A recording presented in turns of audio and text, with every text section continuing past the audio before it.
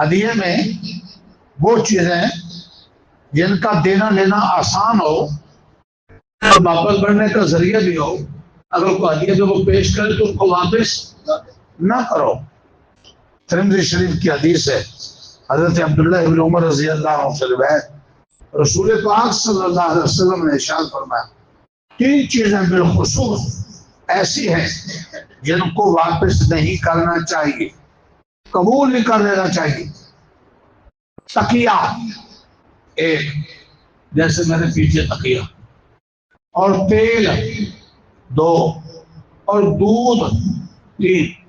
دودھ کوئی پیش کرے پیو، تکیہ پیش کرے لے لو، تیل پیش کرے لے لو۔